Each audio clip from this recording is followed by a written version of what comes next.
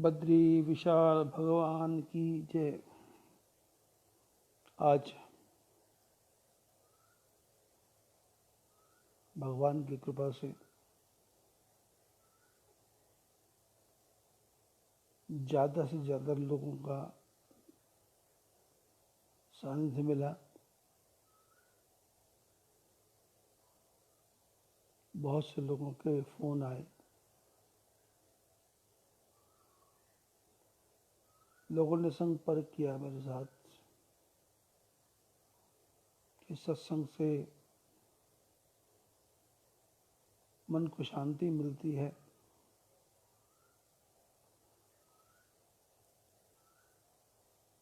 मन में जो अनेकों प्रकार की उलझनें थी,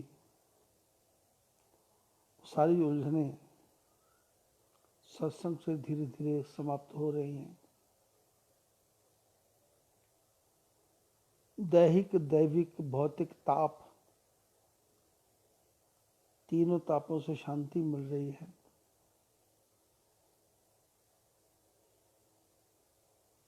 इस प्रकार से सब लोगों से बात करते करते सारा दिन बीत गया और समय नहीं मिला। अभी लोगों से बात समाप्त हुई तो ध्यान आया कि आप लोगों से भी बात करनी है।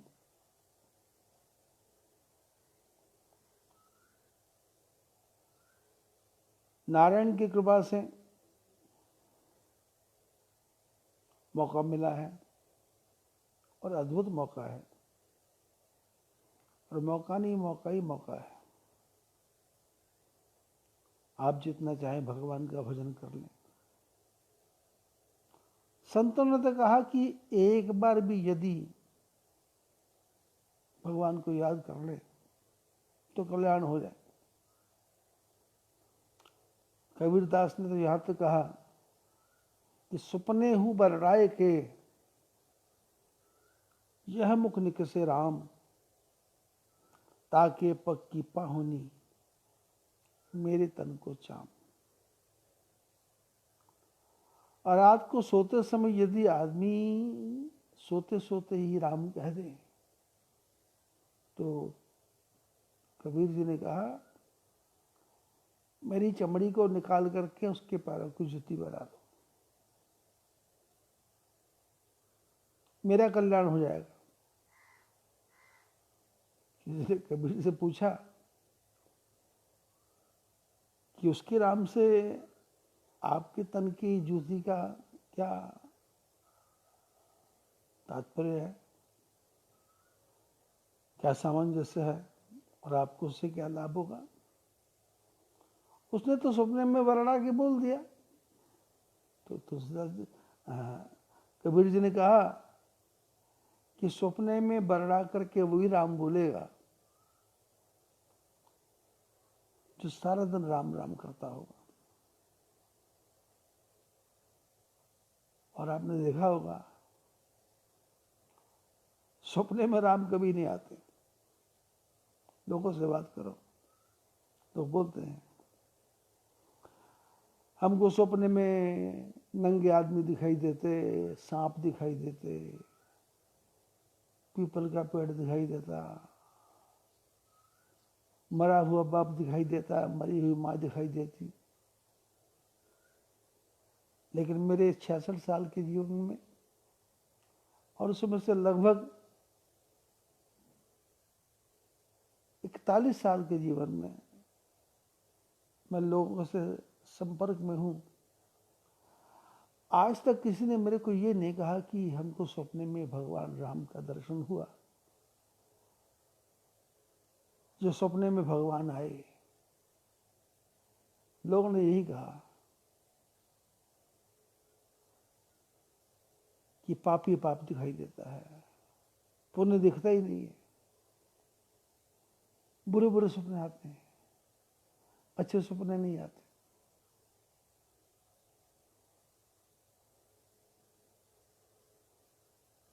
अब कल ही YouTube पे देख रहा था मैं कि चौथी दुनिया का जो संपादक है उसको सपना आया,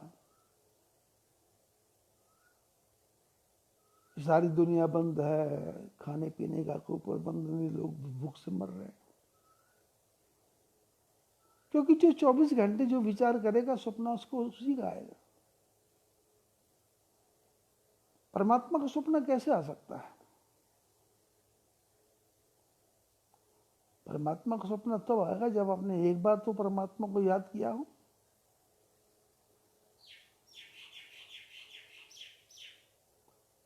क्योंकि हम 24 घंटे विचार करते हैं कि कोई मेरा कहना माने, कोई मेरी बात माने, कोई मेरी आज्ञा का पालन करे, मेरे कहने से दुनिया चले, मेरे कहने से दुनिया बने, मेरे कहने से संसार चले, मेरे कहने से सब कुछ चले, जैसा मैं सोचूं वैसा हो जाए, जैसा मैं विचार करूं वैसा हो जाए।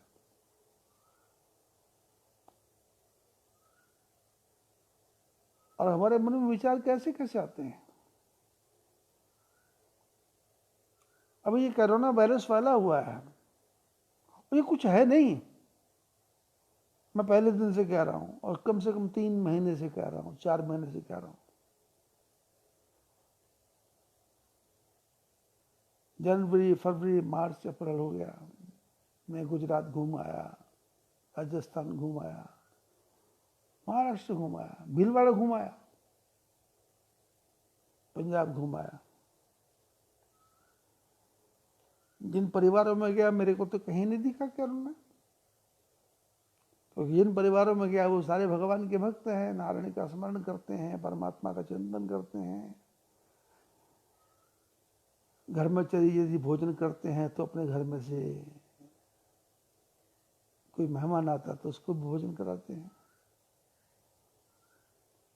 और उन लोगों ने अपना जीवन ऐसा बना रखा है कि झूठ कपट निंदा को त्यागो, हर एक से तुम प्यार करो, घर आए मेहमान की सेवा से ना तुम इनकार करो। पता नहीं किस रूप में आकर नारायण मिल जाएगा, पता नहीं किस रूप में आकर नारायण मिल जाएगा। निर्मल मन के शीशे में वो राम के दर्शन पाएगा।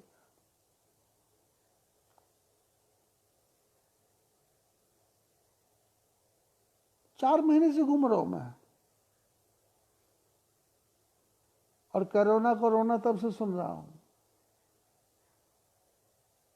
पर जो धार्मिक परिवार है, भगवान के भजन करने वाले हैं, उनकी विल पावर इतनी है कि कोरोना पास में कैसे आएगा? जब मन ही गंदा नहीं है तो गंदा वायरस क्यों आएगा?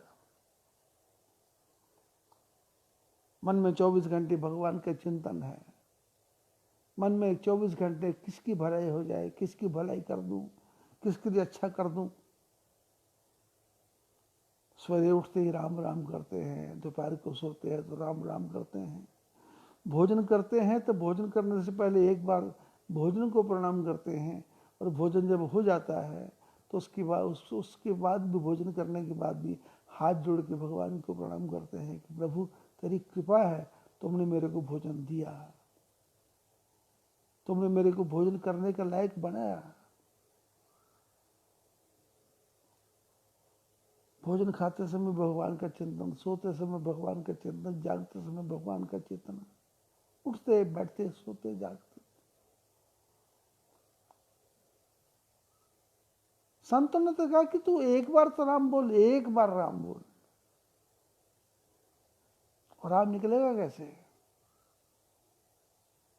दुनिया के बवंडर, दुनिया के झंझट छूटे तब तो राम निकले।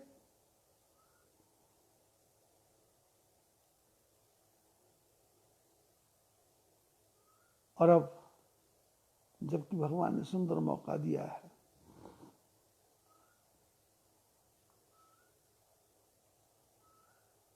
एक ही महीने का तो लॉकडाउन है, एक ही महीने का लॉकडाउन है, ज्यादा नहीं है। लॉकडाउन का मतलब होता है कि नजर बंद होना, लोगों की नजरों में ना आना। पर लोगों की नजरों में आने से मना किया आपको, ठाकुर जी की नजरों में आने के लिए मना किसने किया है? अरे अब लोगों की नजर में मत आओ, ठाकुर जी की नजर में आ जाओ, ठाकुर जी की तरफ ध्यान दो।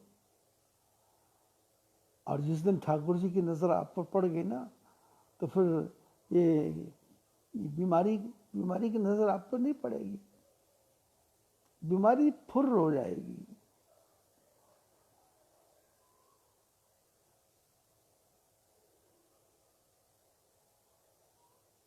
कमजोर को हर आदमी मारता है। मन कमजोर होगा तो छोटा से छोटा काम, क्रोध, लोभ, मोह, अहंकार, कोई भी तुमको मारेगा। मन परिपक्व है, मन समझा हुआ है, मन बलशाली है, मन टिकाऊ है, मन स्थिर है, तो फिर कुछ भी आपको आप पर प्रभाव कुछ नहीं पड़ने वाला। मन मजबूत है तो आप बड़े से बड़ा संकट आए उस पर से निकल जाओगे।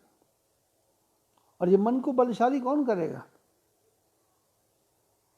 मन को बलशाली करने वाले हैं भगवान, मन को बलशाली करने वाले हैं नारायण।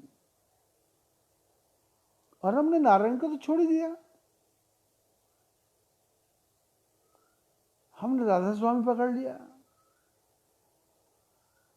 हमने धन निरंकार पकड़ लिया।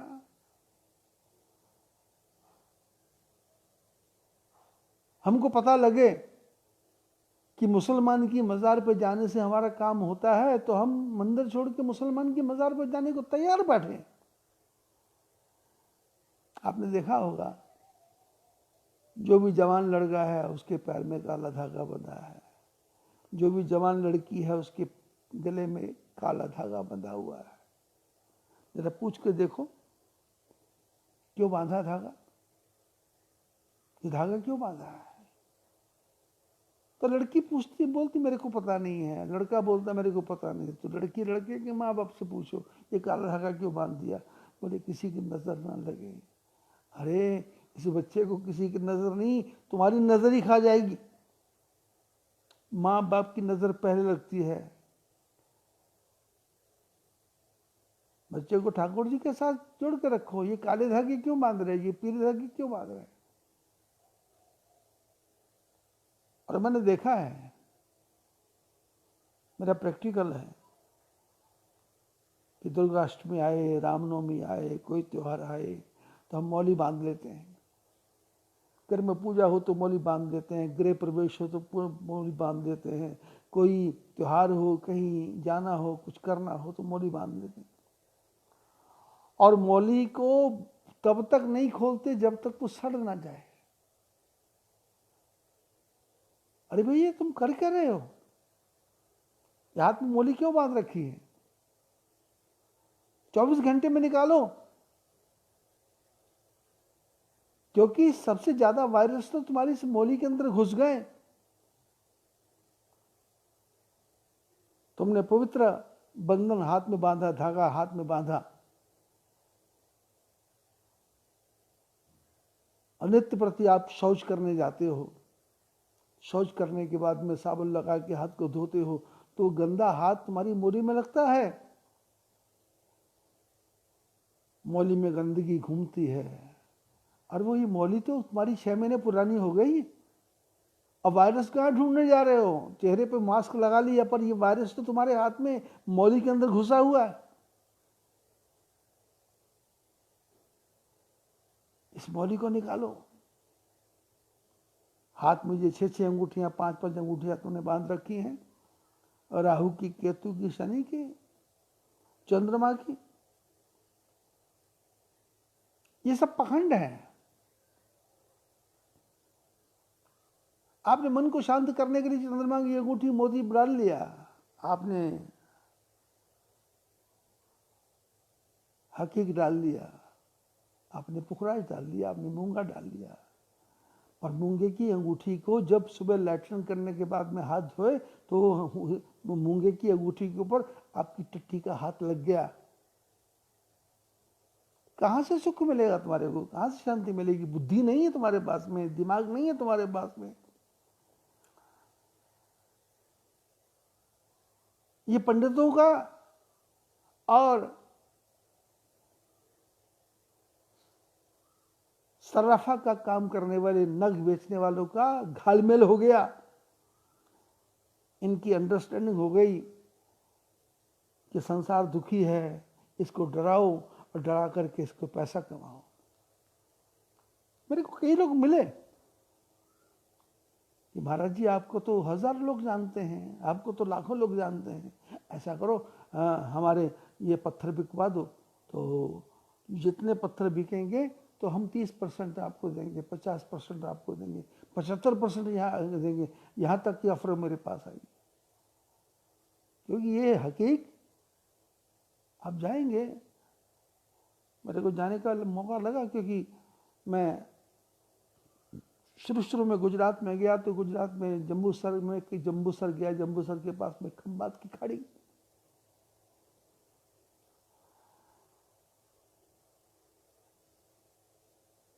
(1979) जंबूसर में गया तो खंबात की खाड़ी में क्या है, ये हकीक के पत्थर उस समय 100 रुपए क्विंटल मिला करते थे 1979 में। जिसको ये मुसलमान, जिसको ये पंडित, जिसको ये पुरोहित 10-10, 15-15, 20-20 रुपए में एक पत्थर बेच रहे हैं। और लॉजिक कुछ नहीं है, 1 पैसे का फायदा होने वाला नहीं है। फायदा उस ब्राह्मण को हो गया, फायदा उस सुनार को हो गया, फायदा उस नगीना बेचने वाले को हो गया। तुम्हारे को कुछ नहीं फायदा होने वाला। तुमने तो अपनी अंगूठी में वायरस बना के रख दिया, वायरस बना के रख दिया।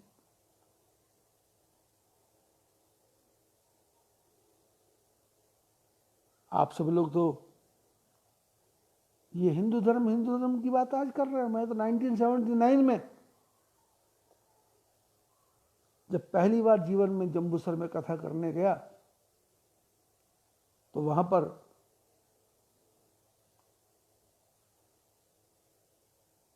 बिसालाल की बाड़ी में कथा की। उसके पहले तालाब के ऊपर सत्संग किया, जिसका नाम मेरे को याद नहीं, ध्यान नहीं अभी।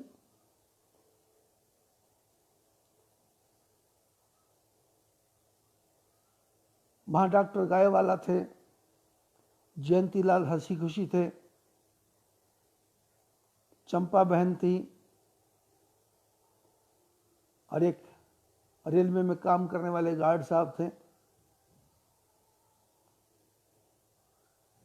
तो जब हम तालाब के किनारे कथा करते थे तो तालाब के किनारे सत्संग सुनने के लिए वहां के लोग आने लगे धीरे धीरे करके, क्योंकि मैं हिंदी भाषी था और पहली बार गुजरात में गया था।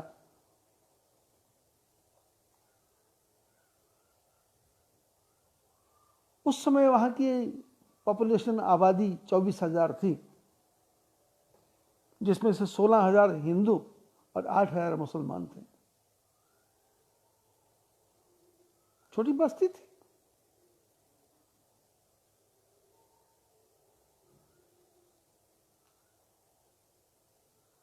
उसके पहले मैं जम्मू कश्मीर, पंजाब सब जगह सत्संग कर चुका था। तो गुजरात में सबसे पहले प्रवेश किया जंबूसर। तो यहां हम सत्संग करते थे, वहां तालाब था, तो तालाब के किनारे वहां के जो मुसलमानों के लड़के थे वो आकर के बैठ जाया करते थे और बैठते थे। तो सत्संग चलता था। सत्संग में माताएं आती थी, बहनें आती थी, पुरुष आते थे।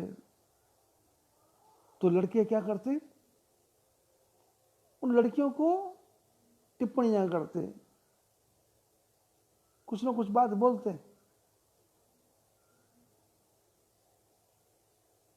मेरे को पता लगा तो मैंने पूछा किसी से कि भाई यहाँ कोई पंचायत है क्या, यहाँ कोई नगर पालिका है क्या, यहाँ कोई अध्यक्ष वगैरह है क्या, हिंदू समाज का, मुसलमान समाज का कोई होगा कोई, क्योंकि पुलिस में हमने क्यों जाना। तो पता लगा यहाँ नगर पंचायत है जिसके अध्यक्ष हैं गिरधारी लाल, गोवर्धन शायद कुछ नाम था, गोवर्धन भाई। अब तो शायद वो इस संसार में नहीं होंगे तो भी भगवान उनका भला करे। तो मैं उनके घर गया और घर जाके मिला। मैंने कहा, बोले महात्मा जी कैसे आए? मैंने कहा भाई सत्संग चल रहा है। कभी सभी कभी समय मिले तो आप भी आओ। बोले जी कहाँ फुर्सत है, कहाँ समय है। बोले आपसे कोई बात करना था क्या। मैंने कहा कि भाई वो सत्संग चल रहा है और सत्संग में कुछ लड़के आकर के वहाँ शरारत करते हैं और मैंने सुना है वो मुसलमानों के लड़के हैं। मैंने सुना है कि आप नगर पंचायत के अध्यक्ष हैं, तो थोड़ा सा कृपा करो, थोड़ा उनकी व्यवस्था करवाओ, किसी को बोल करके उनको हटा दो। तो उसने कहा कि महात्मा जी छोड़ो, क्या रखा है, आप सत्संग करो, आपको क्या लेना देना है, दुनिया तो आती जाती रहती है, अब मैं भी किस किस से बैर करूं। मैंने सुना, मेरे को बड़ा आश्चर्य हुआ कि नगर पंचायत का अध्यक्ष होकर के ऐसी बात बोल रहा है। तो फिर मैंने खोज की तो पता लगा कि नगर पंचायत में 16,000 हिंदू, 8,000 मुसलमान, और पंचायत का जब चुनाव होता है तो 20 मेंबर चुने जाते हैं, 20 मेंबर चुने जाते हैं, जिसमें से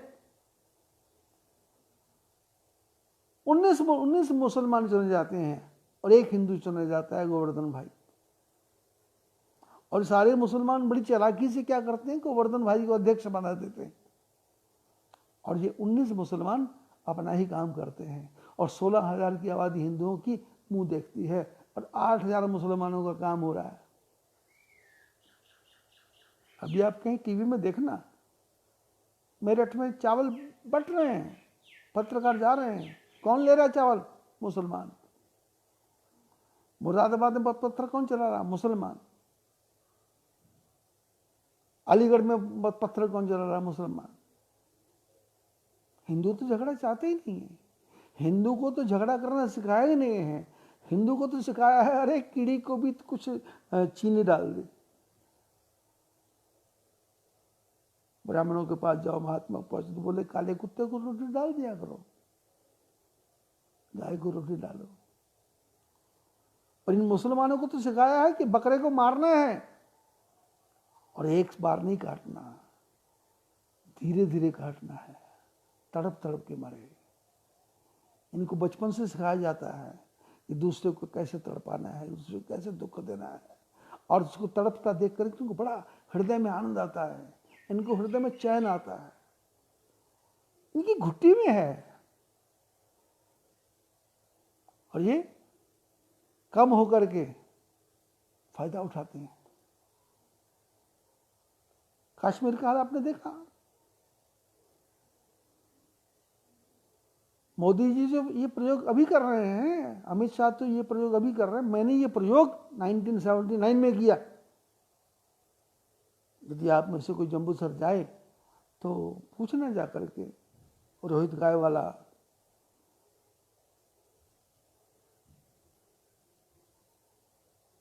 वहां पर विशाल जुलूस निकाला मैंने। जब मैंने सुना कि 19 मुसलमान जीतते हैं, एक हिंदू जीतता है, 16,000 हिंदू हैं, 8,000 मुसलमान हैं और ये उल्टा रहा है, तो मैंने वहां जागृति की, सत्संग चलाया, जन्माष्टमी मनाई, शोभा यात्रा निकाली। और मेरे देखते देखते वहां चुनाव हुआ तो हालत ये हुई कि 20 के 20 हिंदू जीत के आए, एक भी मुसलमान जीत के नहीं आया, और उस गोवर्धन भाई को मैंने ठिकाना लगा दिया। ये बात आज तक किसी को पता नहीं, ठिकाना लगा दिया। उसके तुरंत बाद वहां के बैंक की कमेटी का कुछ होता है, उनका चुनाव हुआ, नागरिक बैंक था वहां जम्बूसर में, वहां भी मुसलमान अंदर रहते थे और वहां भी हिंदुओं का पैनल जीत के आया, एक भी मुसलमान जीत के नहीं आया। मैं तो 1977 से लगा हूं, कुपवाड़ा, बारामूला, सोपुर, हंदवाड़ा, सब जगह जन जागरण करने में लगा हूं। हिंदू मुसलमान करने में नहीं लगा, हिंदुओं को जगाने में लगा हूं। तुम जाग जाओ, मुसलमानों से डरने की जरूरत नहीं है, ये मुसलमान तो तुम्हारा बेवकूफ बना रहा है, ये मुसलमान तुम्हारे को पागल बना रहा है।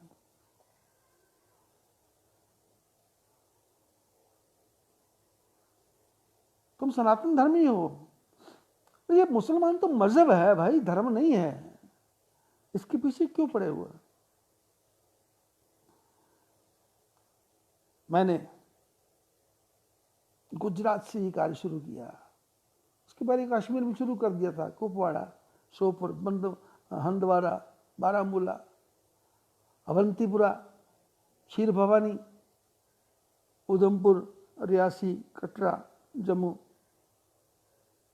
कुद, चनैनी, रामबन, बटोत, सारे इलाके मैंने निशान मारे, सत्संग करते करते।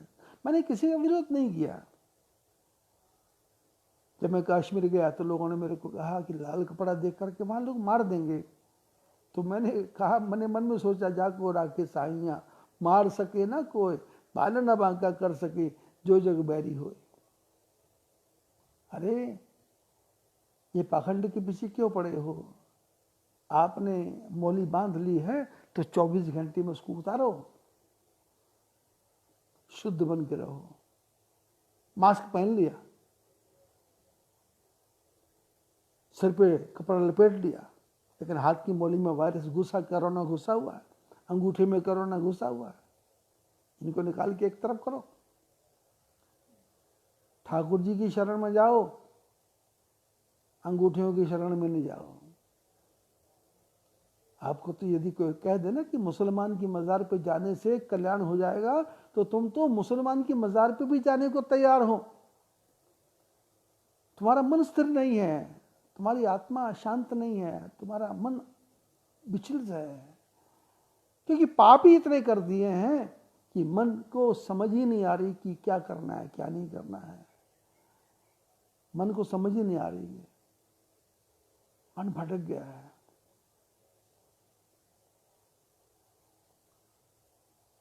कभी हम दुर्गा माता के पीछे लग जाते हैं, कभी हम वैभव लक्ष्मी के पीछे लग जाते हैं, कभी हम संतोषी माता के पीछे लग जाते हैं। अरे नारायण का स्मरण करो, भगवान का स्मरण करो, परमात्मा का भजन करो। ये देवी देवता क्या आपके पीछे क्यों पड़े हो? हमारे वेदों में तो लिखा है, हम आत्मा ब्रह्म, मैं स्वयं ब्रह्म हूं। तुझ में मुझ में बस भेद यही, तू नर है मैं नारायण, मैं नर हूं तू नारायण है, मैं हूं संसार के हाथों में, संसार तुम्हारे हाथों। अरे मन को बड़ा करो ना। ये वैभव लक्ष्मी क्या है? ये संतोषी माता क्या है? वो संतोषी माता फिल्म बनाने वाला आज अरबोपति बन के बैठा हुआ है, और आप क्या बने हुए हो? आप 3 घंटे बैठ करके उसकी फिल्म देखते हो और अपना समय बर्बाद कर रहे हो। अभी भी ये लॉकडाउन है, नजरबंद है, घर में हम सब नजरबंद है, नजरबंद। जैसे फारूक अब्दुल्ला नजरबंद था, महबूबा मुफ्ती नजरबंद है, ऐसे हम भी नजरबंद हैं। पर नजर हमारी बंद है, पर ठाकुर जी की नजर तो खुली है ना। और हम कर क्या रहे हैं? मैंने सुना है कि ये लोग जुआ खेल रहे हैं, पैसा कमाने के लिए जुआ खेल रहे हैं। और कईयों से फोन पे बात हुई तो बोले क्या है, बोले 3 घंटे की मूवी लगा रखी थी लैपटॉप पे, अपने मोबाइल पे 3 घंटे की मूवी देख रहे थे। अब नई मूवी नहीं आ रही तो पुरानी पुरानी देख रहे हैं। अब पुरानी नहीं आ रही है तो हिंदी भाषा, इंग्लिश पिक्चर हिंदी भाषा में है, उसी को निकाल निकाल के देख रहे हैं। तो उसमें भी क्या देख रहे हैं? बड़ा सा भूत आ रहा है, बड़ा सा राक्षस आ रहा है, बड़ा सा प्रेत आ रहा है, बड़ा सा वो आ रहा है। कभी कभी मैं मोबाइल जब खोलता हूँ तो फेसबुक खोलता हूँ तो उसमें जब हाथ दबाता हूँ तो लोग सत्संग सुनते हैं, तो उनका जो कोई मेरे बारे में विचार आता पढ़ता हूँ, तो पढ़ने के बाद में क्या देखता हूँ, कभी कभी उसमें क्या आता है, पबजी गेम खेली जा रही है, लड़कियां लड़के पबजी गेम खेल रहे हैं। और बता रही लड़की 7 किलोमीटर रह गया, 2 किलोमीटर रह गया, आगे चलो आगे चलो आगे चलो। सारा समय उसी में बर्बाद हो रहा है। 3 घंटे पिक्चर देख लो, 6 घंटे पबजी खेल लो, और उसके बाद में बस खाना खा लो। तो बोले थक गए, सो जाओ। अरे समय मिला है, तुम्हारे पास टाइम नहीं था, एक्सरसाइज करो, शारीरिक व्यायाम करो, थोड़ा शरीर को हिलाओ। मैं ये प्राणायाम वगैरह करने के लिए नहीं बोलता किसी को भी। योगा के बारे में मेरे कोई ज्यादा विचार नहीं है, योगा कुछ नहीं है। पतंजलि जी ने कहा था कि भोगी योग करेगा तो रोगी हो जाएगा। योग तो योगियों का काम है, भोगियों का काम नहीं है। भोगियों का काम, उनके पास कहाँ फुर्सत है। योग एक ऐसी चीज है, यदि आप इसको करोगे तो आपको नित्य प्रति करते रहना पड़ेगा। नहीं करोगे तो फिर वो थोड़े दिन आपका शरीर कम पतला हो जाएगा, उसके बाद फिर वो है। रामदेव जी जो है ना, वो योगा कर रहे हैं, पर वो तो बचपन से कर रहा है। वो तो बेचारा छोकरा बचपन से कर रहा है। उसका तो बिजनेस है, उसका धंधा है, उसका खाना पीना रहना उठना जागना सोना, उसका तो काम है।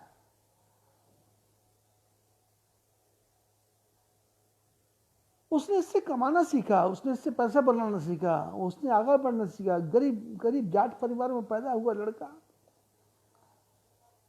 और योगी नहीं है,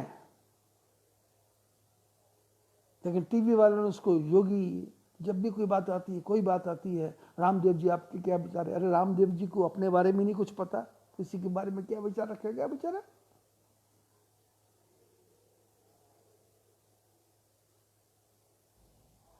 वो सरकार को ब्लैकमेल करना जानता है, वो आपको ब्लैकमेल करना जानता है, वो मेरे को ब्लैकमेल करना जानता है।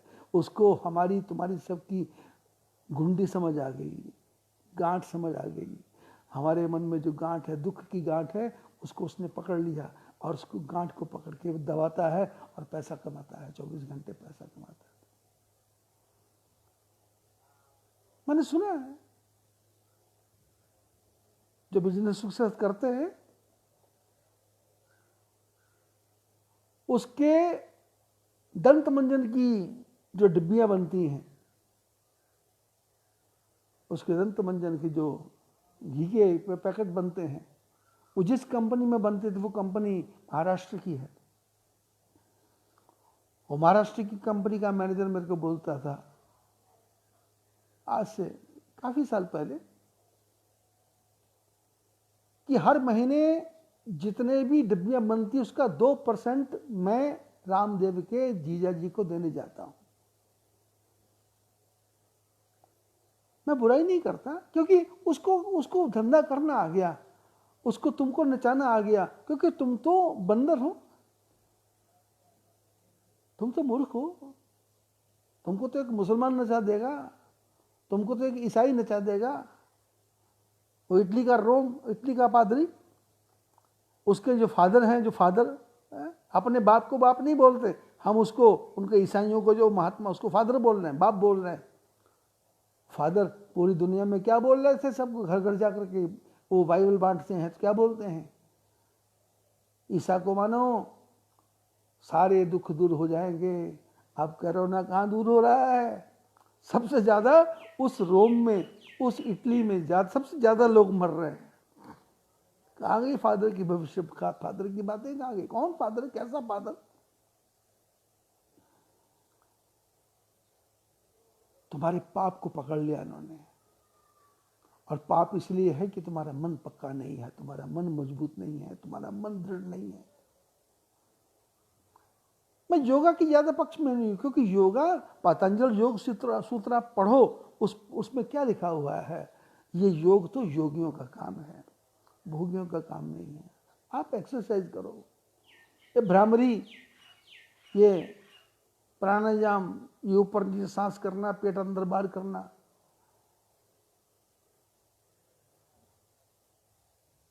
ये तो एक मदारी का बच्चा भी कर लेता है भाई, कोई भी कर सकता है।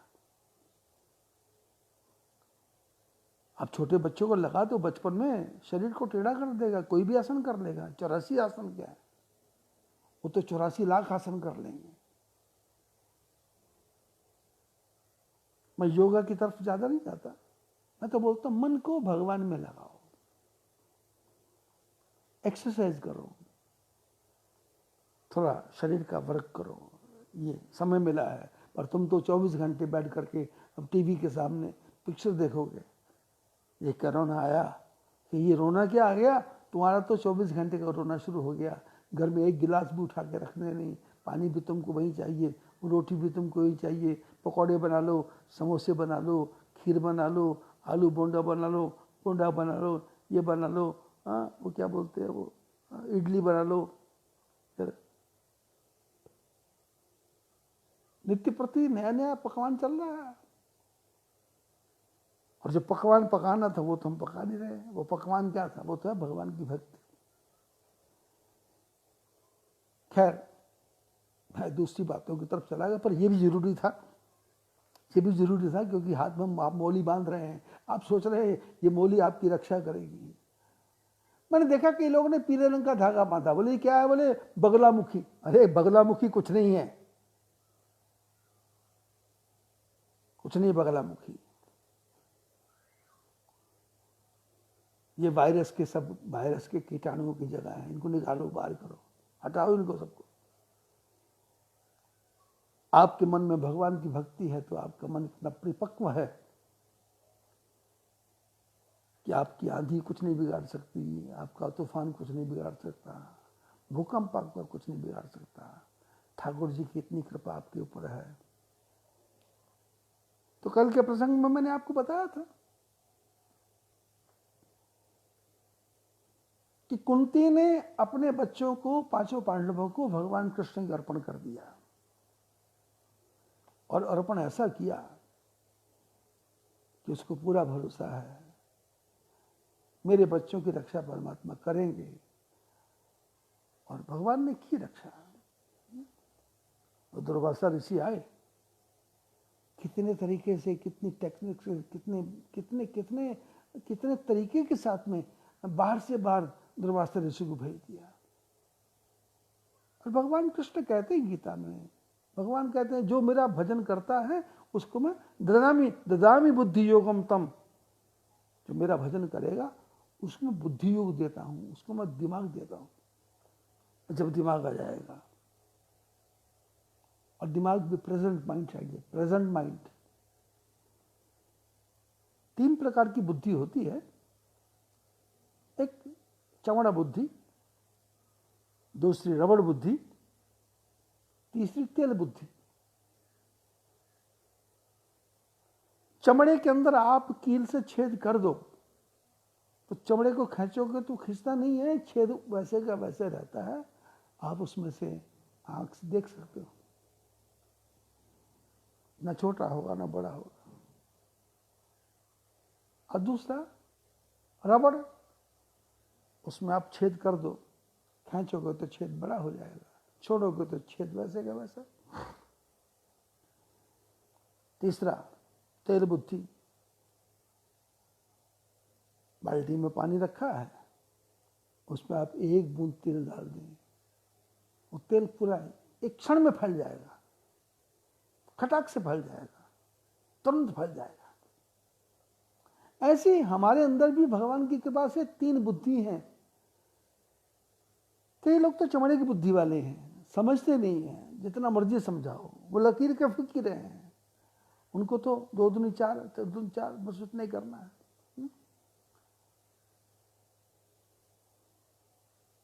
कुछ रबड़ की बुद्धि वाले हैं, समझ जाते हैं, थोड़ा समझते हैं, अब बाद में फिर वहीं के वहीं आ जाते हैं, लौट के बुद्धू घर को आए। थोड़ा सा चलते हैं, जैसे जानवर चलता है, मारो तो चल पड़ता है, छोड़ दो तो रुक जाता है। कोलू का बैल, टक टक टक करते रहो, हक हक हक करते रहो, आंखें बंधी हुई हैं, घूमता जा रहा है, और शाम को बोलता है मैं 100 किलोमीटर घूम गया, और मालिक को पता है घूमा घामा कहीं नहीं, यहीं का यहीं घूम रहा है।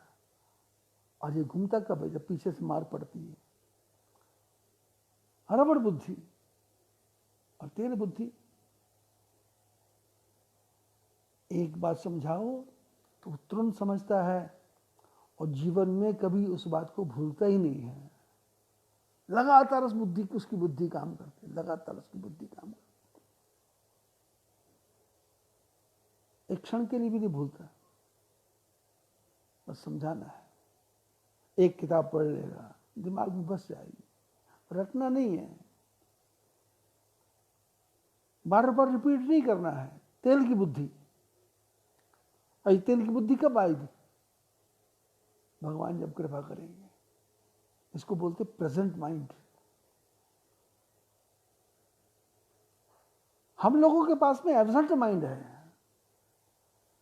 काम बिगड़ जाए उसके बाद में अकल आती है, लेकिन जब प्रभु की कृपा होती है तो अकल पहले आती है और काम सारा ठीक हो जाता है।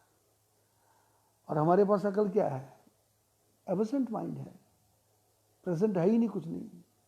माँ बाप पे गुस्सा कर लेंगे, पत्नी पे गुस्सा कर लेंगे, पति पे गुस्सा कर लेंगे, भाई पे, मित्र पे, पड़ोसी पे गुस्सा कर लेंगे, और बाद में जाके बोलेंगे सॉरी। अरे तू आदमी है कि जानवर?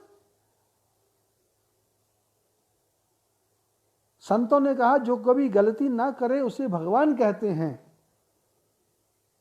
जो कभी गलती ना करे उसे भगवान कहते हैं। जो गलती कर सुधर जाए उसे इंसान कहते हैं। जो गलती कर सुधर जाए उसे इंसान कहते हैं। जो गलती कर मुकर जाए उसे हैवान कहते हैं।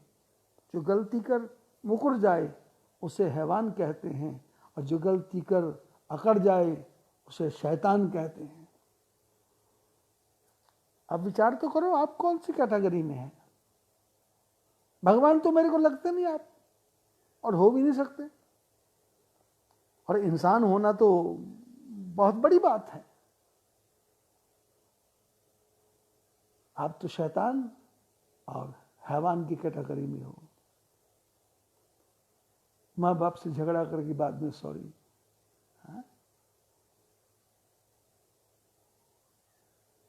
वेदों में के लिखा कि मनुष्य कौन, पशु कौन है? बोले पश्यति पशु, जो देखे वो पशु।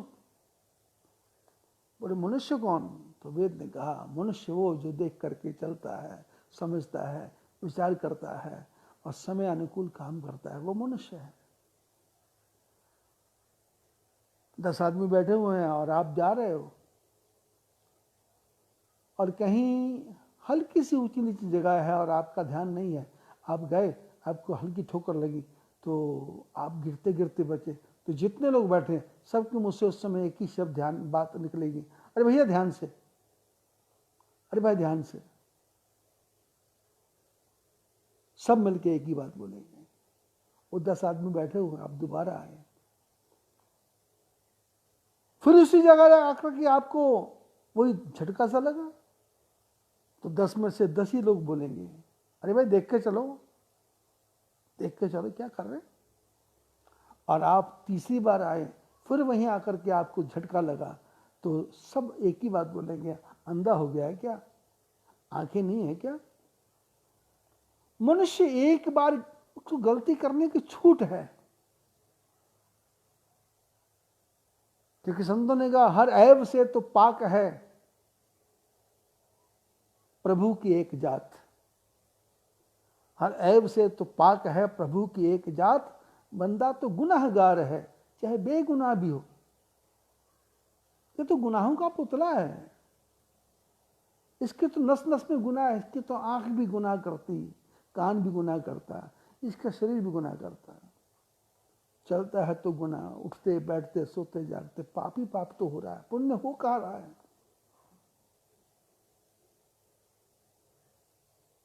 जब से पैदा हुए जब तक मरेंगे तब तक पाप ही पाप हो रहा है, पुण्य हो कहाँ रहा है?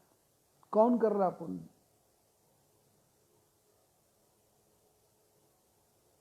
रामायण का अखंड पाठ करना पुण्य है क्या? गीता का अखंड पाठ करना पुण्य है क्या? दुर्गा सप्तशती का पाठ करना पुण्य है क्या? ये कौन सी किताब में लिखा है कि आप 3-3 घंटे बैठो और 3 घंटे में दुर्गा चालीसा, शिव चालीसा, राम चालीसा, हनुमान चालीसा, ये काय को पढ़े हुए इनके चक्कर? आप तो परमात्मा के एक नाम का स्मरण करो, और फिर आपको जो समय मिलता है उससे अच्छे कार्य कर लो, संसार में कुछ बड़ी बढ़िया काम कर लो, लोगों की भलाई कर लो। कोई नहीं पूछेगा तुम्हारी जात क्या है। ये टाटा करोड़ों रुपया दे रहा है, कोई नहीं पूछेगा तुम्हारी जात क्या है। प्रेम जी करोड़ों रुपया दे रहा है, कोई नहीं पूछता जात क्या है, क्योंकि लोगों को अन्न से मतलब है, लोगों को पेट की भूख से मतलब है, लोगों को तुम्हारे तिलक तराजू से मतलब नहीं है, तुम्हारे हाथ में मोली से मतलब नहीं है, अंगूठियों से मतलब नहीं है। लोगों को तो तुम्हारे अच्छे कार्य से मतलब है। अच्छा कार्य करो, और जब भगवान का भजन करेंगे तो भगवान क्या करेंगे? आप इस चक्कर में नहीं रहना कि 20-20 घंटे दुकान पर बैठना है, ठाकुर जी की कृपा हो जाएगी तो 5 मिनट में 5 साल का भोजन आपके घर में आ जाएगा। पर आपको भगवान पर विश्वास करना तो आए, आपको भगवान पर विश्वास तो आए।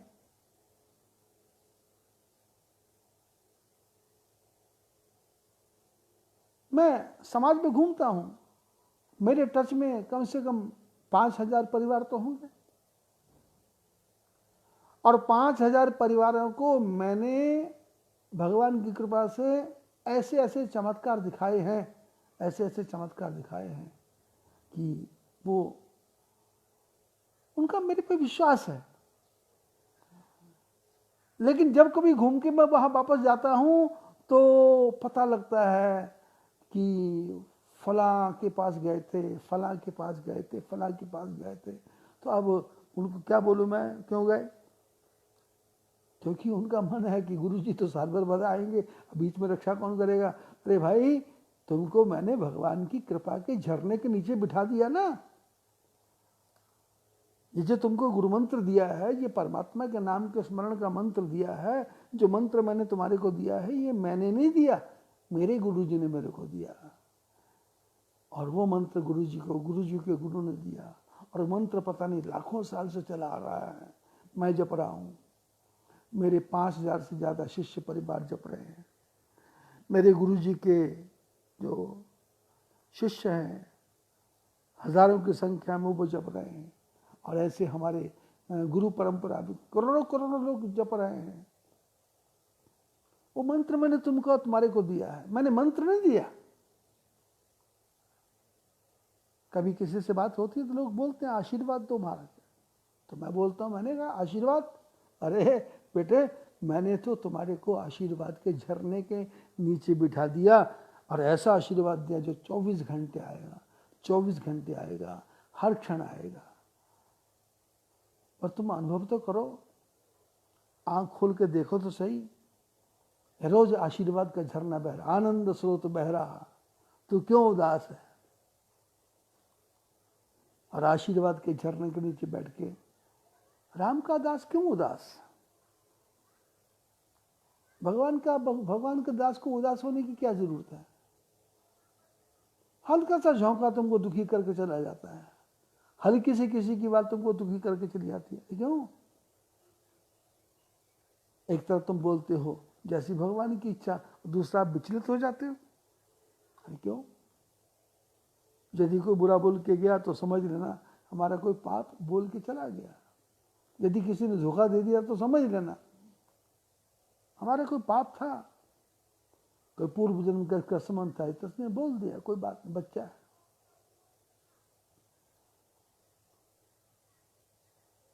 बचपन में मैं जिन महात्मा जी के पास रहता था, उनका स्वभाव बड़ा अद्भुत था,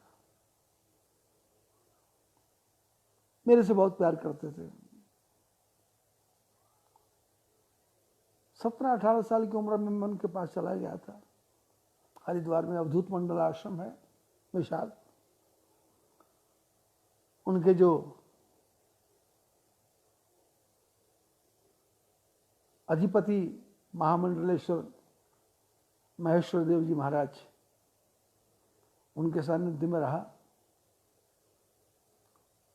उन्होंने मेरे को सारा काम सिखाया, पूजा करना सिखाया, पाठ करना सिखाया, संस्कृत विद्यालय में भेजा और अपने साथ रखा, सामाजिक व्यवहार सिखाया, बात करने का तरीका सिखाया, उठना बैठना बोलना चलना, ये सब प्रैक्टिकल है, थ्योरिकल बातें नहीं है, प्रैक्टिकल। जीवन प्रैक्टिकल बनाओगे तो जीवन में दुख आएगा, ये नहीं दुख नहीं आएगा, क्योंकि तुम्हारे कितने जन्मों का पाप है भाई, दुख आएगा। पर तुम प्रैक्टिकल हो जाओगे तो दुख आकर के चला जाएगा, क्योंकि तुमने प्रैक्टिकल हुए। घर में बैठते हो, कभी तेज आंधी आती है तो खिड़की बंद कर लेते हो, दरवाजा बंद कर लेते हो। अब मूर्ख बन के खिड़की खोल के बैठे रहोगे तो तुम्हारी आंखों में धूल जाएगी। अब सामने से आंधी आ रही है, आंखें फाड़ फाड़ के चलोगे तो सारी धूल तुम्हारी आंख में जाएगी। तो उस समय प्रैक्टिकल क्या है? धूल आए खिड़की बंद करो, धूल आए दरवाजा बंद करो, धूल आए आंख बंद करो, धूल आए गर्दन झुका लो। ऐसे किसी की गाली आए, किसी का विरोध आए, किसी का अहंकार आए, कोई तुम्हारे को दुखी करने लगे तो खिड़कियां बंद कर दो। मुकाबला नहीं करना है। अरे किससे मुकाबला करोगे? जिंदा रहोगे तो मुकाबला करोगे, और यदि तुम मुकाबला करने लगे तो तुम मर गए, क्योंकि तुम्हारा मन कहीं और चला गया। फिर तुम फंस गए, तुम संसार के जाल में फंस गए कि मैं इसका बुरा करके देखूंगा। अरे तू करके देखेगा, उसका बुरा हो ना हो, पर तेरा तो बुरा चालू हो गया। किसी संत जी ने कितना अच्छा कहा, बुरा जो मैं देखन में चला, बुरा न मिले कोई, जो मैं देखूं अपना, जो घर देखूं अपना, तो मुझसे बुरा न कोई। अपनी तरफ देखो, तुम कितने दूध के धुले हुए हो, तुम कितने पुण्यात्मा हो। हर क्षण पाप करने की तैयारी तुम्हारी है, किधर भाग रहे? तो जिन महात्मा जी ने मेरे को सिखाया, प्रैक्टिकल सिखाया जीवन, तो कभी कभी क्या होता था,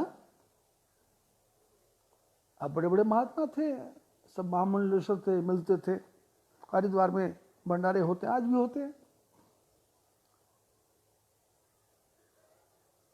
तो कभी कभी हमारे गुरु जी का दूसरे महात्मा से कोई इस बात पे झगड़ा हो जाता था, यहाँ मिसअंडरस्टैंडिंग हो जाती थी, यहाँ किसी को किसी की बात नहीं पड़ती थी, तो सामने वाला बुरा बोल देता था। और यहाँ तक बोल देता था कि आज के बाद में तू मेरे आश्रम में नहीं आएगा, मेरे से बात नहीं करेगा, आज से तेरा मेरा कोई लेना देना नहीं। और मैं साथ रहता था। अब उनका झगड़ा होता था तो मेरा काम थोड़ा है कि लठ लेकर के सामने जाना कि तुमने मेरे गुरु जी कैसे बोला। नहीं, उनका हो रहा, बड़े का बड़ों पर काम हो रहा। पर बड़े ध्यान से सुनते थे, आपस में बड़ों की बड़ी बड़ी बातें होती थी। और मैंने देखा जब भी झगड़ा होता किसी महात्मा से तो दूसरे दिन ही रात को सोते समय, उसी दिन शाम को सोते समय बोलते, भाई प्रेमानंद। मैंने कहा हाँ जी। बोले चलना है। मैंने कहा बोले उसी का चलेंगे जिसने दिन में कहा था मेरे यहाँ आना नहीं, कल का प्रोग्राम वही है। तो मैं आराम से सो जाता था। सवेरे उठना 4 बजे, स्नान करना, भगवान का भजन करना, नारायण का स्मरण करना। फिर उसके बाद में 8 बजे गुरु महाराज की बेल खड़क जाती, उनके पास चले जाते। अरे ड्राइवर को बुला रहे, ड्राइवर को बुला लेते, गाड़ी में बैठते। ठीक 8:30 बजे जिसने झगड़ा किया था उसके आश्रम के सामने गाड़ी जाके खड़ी कर देते थे हमारे महाराज जी। अब बड़े बड़े आश्रम हरिद्वार में तो मेन गेट बंद ही रहते हैं, वहां जाते थे तो दरवाजा खटखट करना,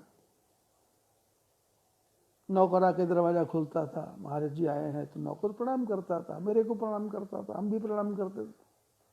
तो दरवाजे के अंदर घुसते ही महाराज जी बोलना शुरू कर देते, अरे भाई कहाँ चला गया, सो के उठा नहीं है क्या, भगवान का भजन नहीं करता है क्या है? अब जिसके घर में गए वो धक्का थोड़ा मारेगा, तो वो ऊपर से बोलता है या पीछे से बोलता है, कमरे से बोलता है, आ जाओ महाराज, आ जाओ, बैठो। वो सीधा उसके पास चले जाते। कल की बात खत्म, मिट्टी डालो, दूध डालो, खत्म, फिनिश। झगड़े का पता ही नहीं है, लड़ाई का पता ही नहीं है। ऐसे मिल रहे जैसे कि जन्मों जन्मों से बिछड़े हुए, और बस बातें करते करते, अरे यार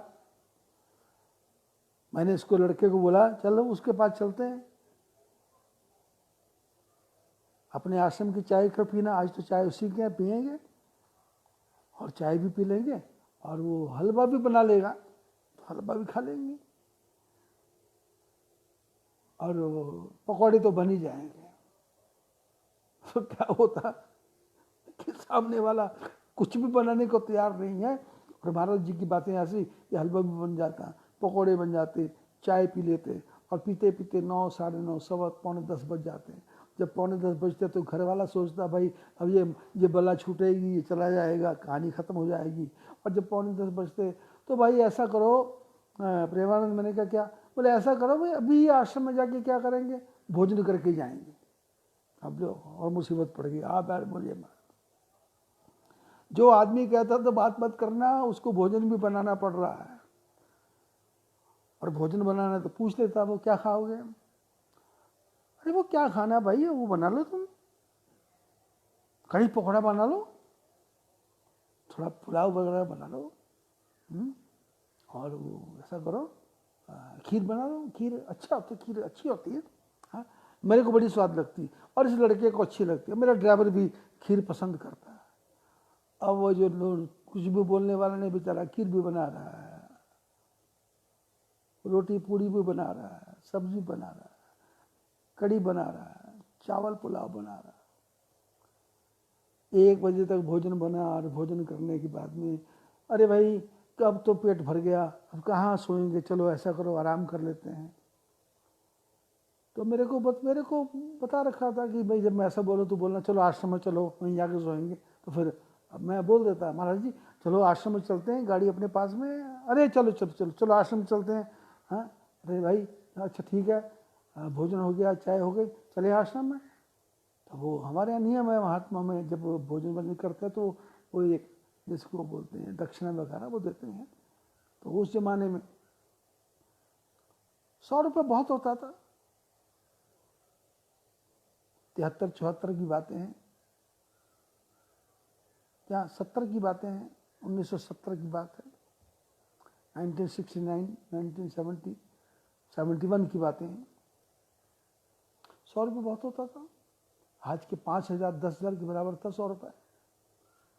तो 100 रुपये देता, तो जब 100 रुपये देता था, अरे इस लड़के को भी दे दो 10 रुपया, तो मेरे को भी 10 रुपये मिल जाते हैं। अरे वो ड्राइवर को भी दे दे 5 रुपया, तो 5 रुपये देते हैं।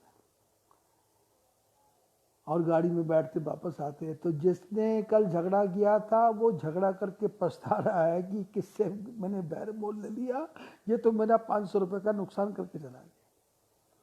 तो मैं कभी कभी पूछता कि आप खाना खाने यहीं खा लिया करो, बोले अरे तेरे को पता नहीं है। उसके मन में गांठ बैठ जाती, उसके मन में गांठ पड़ जाती, फिर वो खोलनी बहुत मुश्किल थी। अभी जल्दीबाजी में काम हो गया, अब वो कल को बोलेगा तो नहीं मेरे आश्रम में मत आना, मेरे पास नहीं आना। अरे तेरे को क्या नुकसान है, तेरे को 10 रुपये मिल गया ना, खाना मिल गया, चुप रहा कर, बात मत किया। वी प्रैक्टिकल बनो, थ्योरिकल नहीं बनो।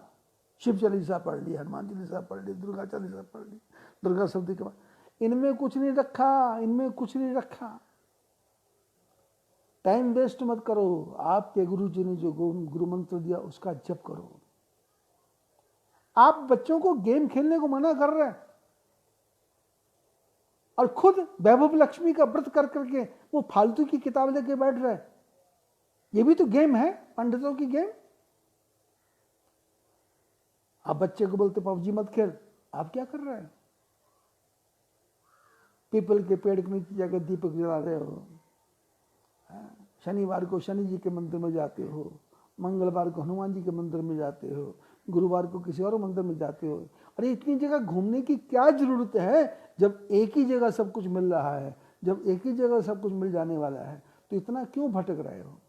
अटको, स्थिर हो जाओ, मन को एक जगह लगा दो। पैसा तो ठाकुर जी की लीला है। विश्वास करने की आवश्यकता है। पैसा तो भाग के आएगा तुम्हारे पास, पैसा भाग के आएगा। अभी ये कोरोना फैला हुआ है, अपना आश्रम है संभाव आश्रम, पोस्ट मायापुर, जिला चमोली में लाखों की संख्या में यात्री आ रहे हैं। फोन से होटल वालों से, ढाबे वालों से, धर्मशाला वालों से बात होती है तो लोग क्या बोल रहे, इस साल यात्रा नहीं चलेगी, ये सब यात्रा नहीं चलेगी। अरे यात्रा नहीं चलेगी तो क्या हो गया, तुमको किस बात की चिंता लगी है? हाँ, ठाकुर जी सबका पेट भरेंगे। तुम मन को खोल के बैठो, ये हाय हाय क्यों मचा रखी है? यात्रा नहीं चलेगी, इकोनॉमिक डाउन हो जाएगी, अर्थव्यवस्था खराब हो जाएगी। मैंने भविष्यवाणी कर दी कि मोदी ने कहा था $5 ट्रिलियन, भारत अगले 5 साल में $10 ट्रिलियन का मालिक बनेगा। $10 ट्रिलियन की व्यवस्था, मेरी बात नोट करो, $10 ट्रिलियन की अर्थव्यवस्था होगी अगले 5-6 साल के अंदर। रेलवे का चतुर्भुज बनने वाला है, तीव्रगामी तेज बुलेट ट्रेन चलने वाली है, कलकत्ता से बंबई, दिल्ली से बंबई, चेन्नई से हरिद्वार, दिल्ली 6 घंटे में पहुंचो, 12 घंटे में दिल्ली से बंबई, सड़कें बनने वाली। आप चिंता मत करो, ये कोरोना नहीं है, ये तो सारे वायरसों को मारने का भगवान का एक तरीका है। मोदी जी पर भगवान की विशेष कृपा है, हमारे हिंदू समाज पर भगवान की विशेष कृपा है। हिंदुओं को कोरोना नहीं लगता। ये तो जो कच्चे पक्के मांस खाते हैं, जो जीव बद करते हैं, कोरोना उनको लगेगा, हमको कोरोना क्यों लगेगा? तुम तो भगवान का भजन करो ना, तुम शुरू करो भगवान का भजन, ठाकुर जी का चिंतन चालू करो, तुम्हारे को कुछ नहीं लगने वाला, तुम तो आगे बढ़ो। ये स्वर्णिम मौका लगा, आप देख रहे हो गली गली में फॉगिंग हो रही है, गली गली में सफाई हो रही है, कचरे को साफ किया जा रहा है, दवाई छिड़की जा रही है। ये क्या है? मच्छर मक्खी भाग। 2 अक्टूबर को मोदी ने वो सफाई अभियान चलाया था।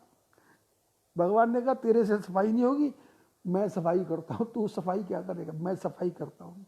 और भगवान ने ऐसी सफाई की कि सबको 1 महीने के लिए अंदर बंद कर दिया। भगवान ने कहा देखो बाहर निकलो, आसमान साफ है, जमीन साफ है, कुत्ते सड़कों के बीच में बैठे हुए हैं क्योंकि कोई गाड़ी आने वाली नहीं है, सारे सड़कों पे कुत्तों का राज है, कुत्ते पैर फैला फैला के बैठे हैं, और बीच सड़क में गाय बैठी है, और सड़कों के ऊपर जंगली जानवर आकर के घूम रहे हैं आराम के साथ, क्योंकि जंगली जानवरों को पता लग गया, ठाकुर जी ने कृपा कर दी, ये जो राक्षस है मनुष्य, ये कमरे में बंद हो गया, अब तो बाहर हम घूमेंगे आनंद के साथ।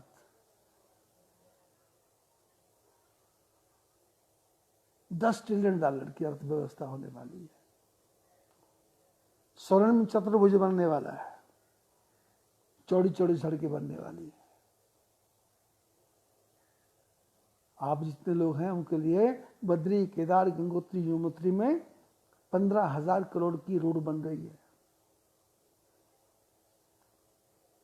ये तो मोदी ने बीज बोया है।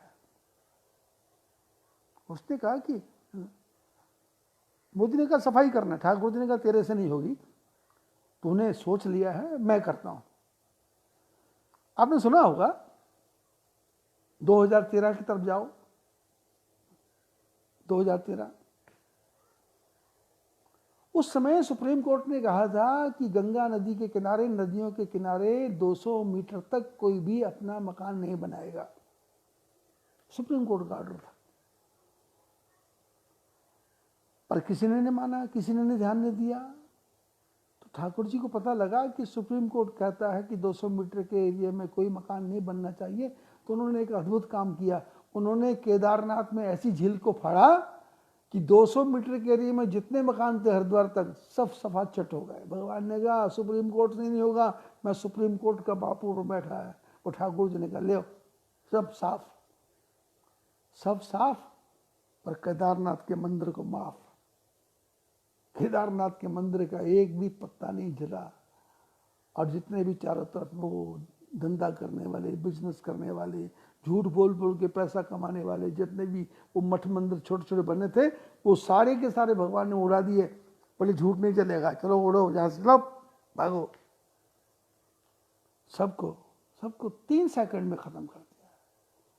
और 200 मीटर दोनों, गंगा के दोनों तरफ 200 मीटर है, हरिद्वार तक सुपड़ा साफ। ये सफाई अभियान भारत में अगले 50 साल तक बीमारी आने वाली नहीं है ना। ये बीमारी तो वो पादरियों के लिए है जो कहते थे हमारे यीशु का नाम लो तुम्हारे सारे संकट कट जाएंगे। अरे लो यीशु का नाम, क्यों नहीं ले रहे यीशु का नाम? अमृतसर में वो इनकी दुखों वाली सभा होती है, सिर हिला रहे हैं, पैर हिला रहे हैं, पाखंड कर रहे हैं, पादरी माइक लेके बैठ रहा है। अब कहाँ आमीन हो रहा है, अब कहाँ यीशु हो रहा है? भगवान ने कहा ये मंदिर मस्जिद गुरुद्वारे सब बंद कर दो, मैं इसमें है ही नहीं। मैं तो बाहर बैठा हूं, बाहर निकल के देखो आसमान में तारे चमचमा रहे। अरे बाहर निकलो तो सही, रात को ऐसा चमकता तारा आपने पूरे जीवन में नहीं देखा होगा आसमान में, एक बार देखो तो सही। पर तुमको तो टीवी देखना है, रामायण सीरियल देखना है, महाभारत सीरियल देखना है, तुमको शक्तिमान देखना है, तुमको भगवान को कहां देखना है? भगवान ने कहा दूर हटो, सबने कहा दूर हटो, दूर हटो, हटो हटो, पीछे हटो, हाथ भी मत मिलाओ, गले मत मिलो, गले मत पड़ो, चलो दूर हटो। ठाकुर जी के कृपा से मौका है। हरि भजले, हरि भजले, हरि भजने का मौका है। प्रभु गुण गा, प्रभु गुण गा, ये मौका भी अनोखा है। अनोखा मौका है, ऐसा मौका मिला।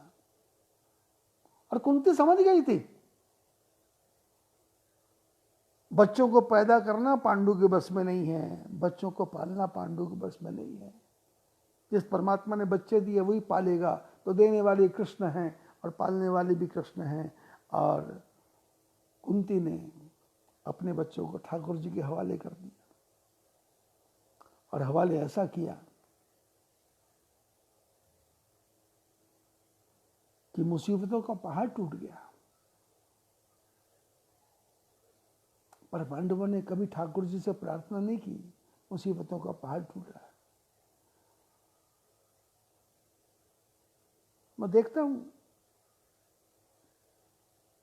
घर में कोई पूजा हो, पाठ हो, शादी हो, ब्याह हो, तो हमारे जितने भी ब्राह्मण पंडित महात्मा जितने भी ब्राह्मण हैं वो शुरू में बोले गणपति को मना लो, गणपति को मना लो। और वो मंत्र पढ़ते हैं, निर्विघ्नं कुरु मे देव सर्व कार्येषु सर्वदा। शादी होती है ना, आप शादी देखिए आपने, तो शादी में मुहूर्त निकलता है, शादी का मुहूर्त निकलता है जिसको सावा बोलते हैं। तो सावे में क्या होता है, एक मुहूर्त होता है कि इस समय शादी होगी और इस समय होगी, किसका समय ये है। शादी क्या है, लड़का लड़की का संबंध नहीं है, लक्ष्मी नारायण को मिलने का एक उपक्रम है कि गृहस्थ जीवन में जाएंगे और फिर जाकर के गृहस्थी बन करके संसार को बढ़ाएंगे, और संसार को बढ़ाने के लिए हम ब्रह्मा बनेंगे और हम विष्णु बनेंगे और हम ही शंकर बनेंगे। हमारी संतान बढ़ेगी तो हम ब्रह्मा बन गए, और हम सबको भोजन कमा कमा के लाएंगे तो हम विष्णु बन गए। और फिर कोई मर गया तो उसको फूकने गए तो हम शंकर बन गए।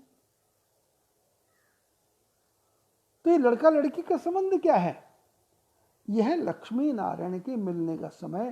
तो मुहूर्त निकालते हैं जिसको सावा बोलते हैं। तो सावे का मतलब क्या है कि एक यज्ञ होगा, और यज्ञ की पूर्णाहुति क्या है, यज्ञ के बारे में शास्त्रों में क्या बोला गया, यज्ञ क्या है, जब यज्ञ होता है तो उसमें सारे देवता आते हैं, सूर्य, चंद्रमा, वायु, अग्नि, सब आते हैं। तो शास्त्रों में लिखा है जिस शादी में बरसात हो जाए, आंधी चल जाए, उसमें कभी भी तलाक नहीं होता, क्योंकि सारे देवता आ गए, सावा पक्का हो गया, सारे देवताओं ने आकर के आशीर्वाद दिया। आंधी भी आई, तूफान भी आया, बादल भी आए, बरसात भी हुई। इसका मतलब है सारे देवता आए, सब देवता आए। लेकिन आपने देखा होगा, जिनके यहाँ शादी होती है उनसे बात करो तो बोले भाई शादी का मजा ही खराब हो गया। बोले क्या हो गया? बोले इतनी बरसात आई, इतनी बरसात आई कि खाना ही भूल गए। बफे पार्टी रखी थी वो सारी खराब हो गई और सारा खाना फेंकना पड़ गया और सारा काम परमात्मा ने खराब कर दिया। अरे परमात्मा ने खराब कर दिया तो तुमने सावा क्यों ढूंढा? तुमने जब मुहूर्त ढूंढा तो मुहूर्त हुआ, तो मुहूर्त में तो इंद्र देवता ने आना था। और हमारे ब्राह्मण देवता क्या बोलते हैं वहां, उसमें आपने देखा वो मंत्र पढ़ते, निर्विघ्नम कुरु मे देव सर्व कार्येषु सर्वदा। ये परमात्मा मेरे काम को निर्विघ्न समाप्त कर। भाई क्या भगवान ने तेरे काम की गारंटी ले रखी है क्या? उसने इतना बड़ा संसार चलाना है, किसी को पानी चाहिए, किसी को कुछ चाहिए, किसी को चाहिए, भगवान तेरे लिए प्रसाद भी रोक दे? ना ना ना, अपने काम के लिए कभी भी भगवान को मत कहो कि ऐसा करो। मैंने हरिद्वार में आश्रम बनाया, कोई मुहूर्त नहीं निकाला, सारे मुहूर्त ठाकुर जी के हैं।